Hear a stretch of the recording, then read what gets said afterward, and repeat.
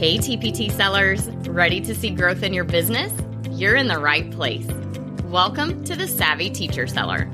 I'm Kristen Doyle, and I'm here to give you no fluff tools and strategies that will really make an impact on your sales. Let's get started, y'all. Hey y'all, and welcome to today's episode. I'm your host, Kristen Doyle, and today we are talking about inflation and how it affects your prices. Wherever you live, I'm sure you have noticed that things cost a little more right now than they used to. In fact, it seems like every time we go to the store, something costs more than it did last week.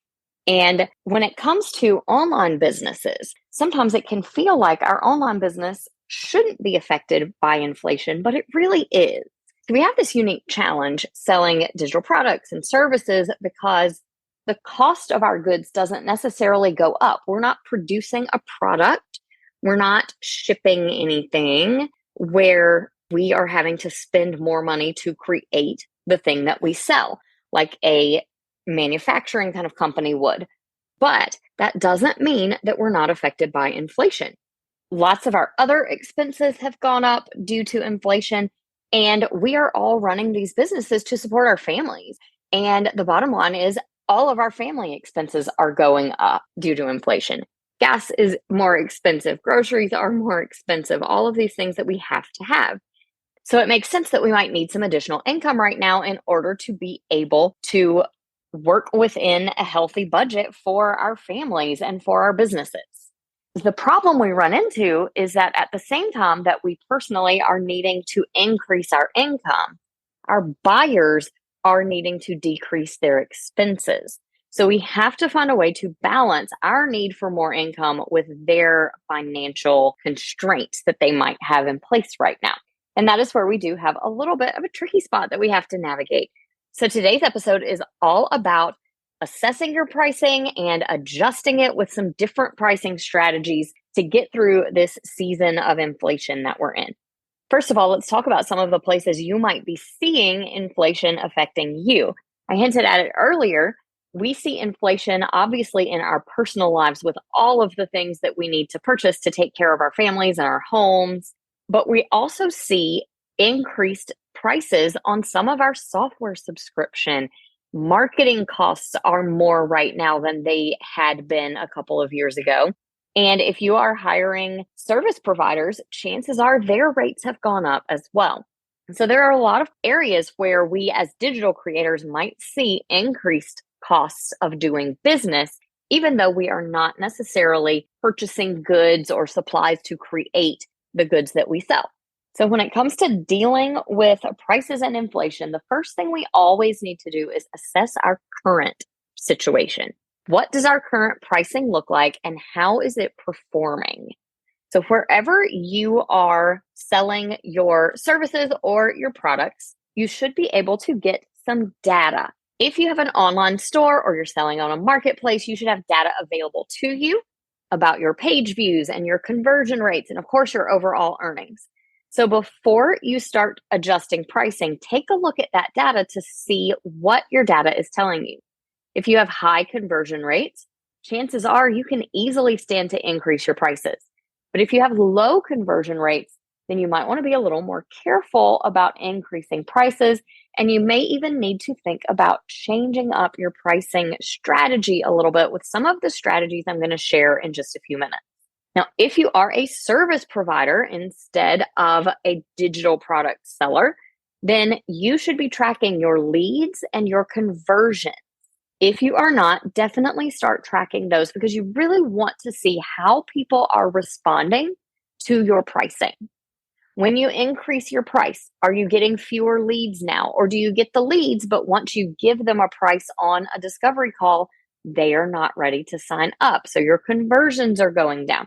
You want to make sure that you are monitoring how people are responding to your pricing, whether you are a digital product seller or a service provider. The other thing to pay attention to is your own business's baseline costs and where your profit margin falls. That profit margin is the amount that you are making between your total or your gross income and your business expenses. So that amount that is left over after paying your expenses.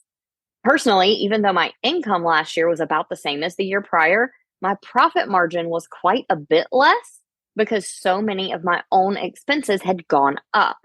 So you definitely want to make sure you're keeping an eye on that profit margin to make sure that your business is staying healthy. Now, if you are finding that you need to try adjusting some prices or playing with some different pricing strategies, I have 4 strategies for you to try. The first one is to bundle products. And this might seem counterintuitive, but sometimes offering those products in a bundle where people are getting a discount can actually increase your sales and get you some of those higher price point sales, because at the same time that people are concerned about the total amount they are spending, they are also more interested in the value that they are getting, and those discounts look even more attractive. So bundling products can be a great way to try to increase your sales by offering that discount for purchasing the bundle. My second strategy is actually the exact opposite, and that is unbundling some of your products. If you tend to only offer high-priced products or services or courses, you might consider breaking them apart into smaller pieces that would be more affordable.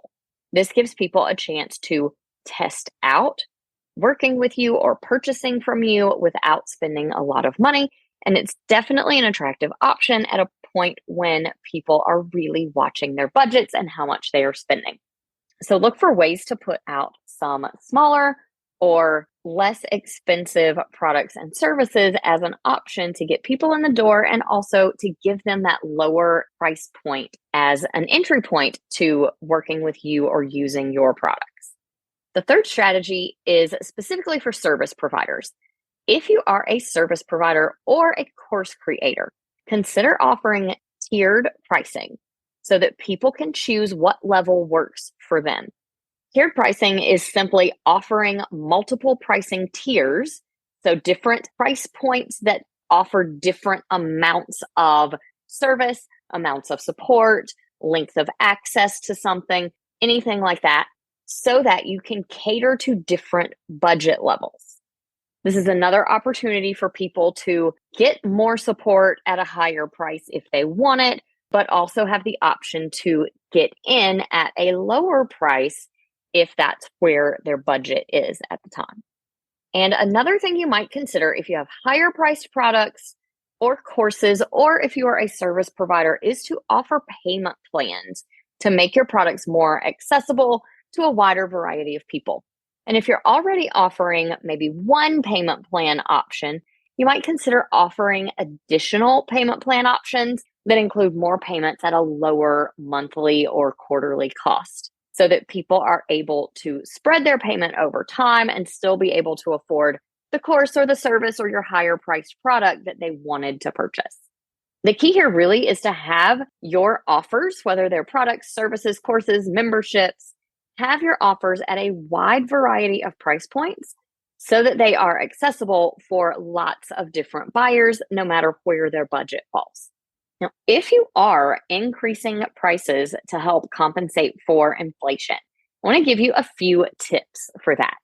First, I would suggest starting with small price increases and increase those prices gradually. You want to make sure that you are increasing a little and then checking your data before you make another change.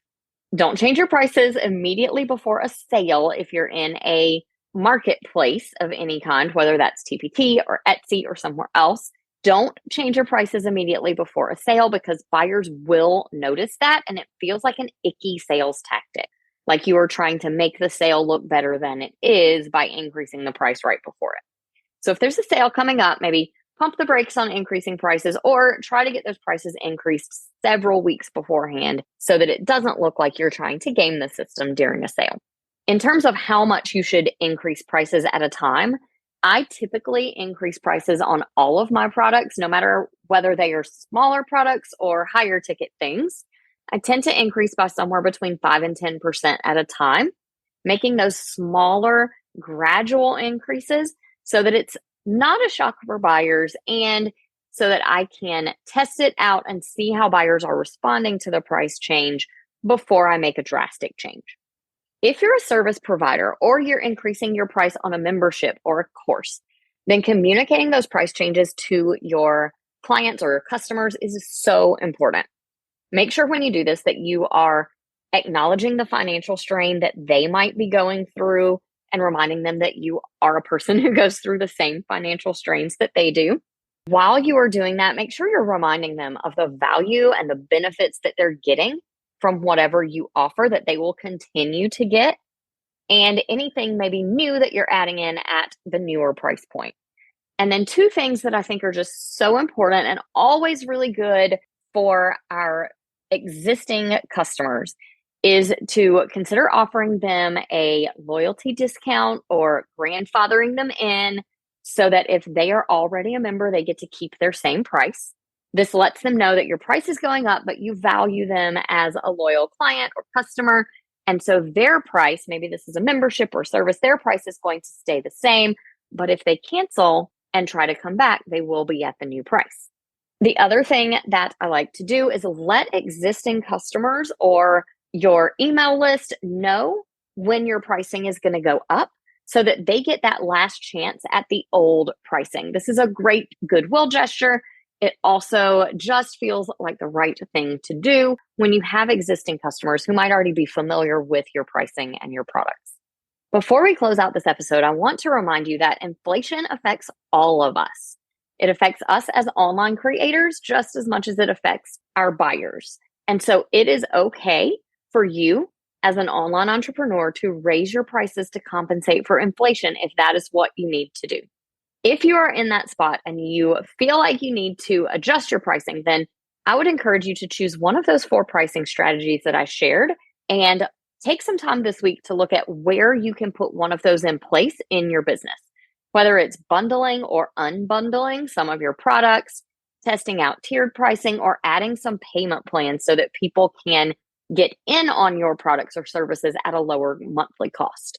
I would encourage you to just start with small changes, monitor your data, and then adjust them as needed. Like I always say, pricing is not permanent. And of course, it is so important to balance your need for price increases to compensate for inflation with the needs of your customers. So just make sure you're checking that data and that you are adjusting your prices as needed over time. Thank you so much for listening to today's episode. If you're enjoying the show, I would love for you to take a second right now in your app to rate and review the show. It means so much to me, and it really does help other online entrepreneurs like you to be able to find the show and get help with their businesses as well. Thank you so much, and I'll talk to you soon. I hope you enjoyed today's episode. If you did, please share it with another teacher seller who would also find it helpful. For more resources on growing your TPT business, head to kristendoyle.co/TPT. Talk to you soon.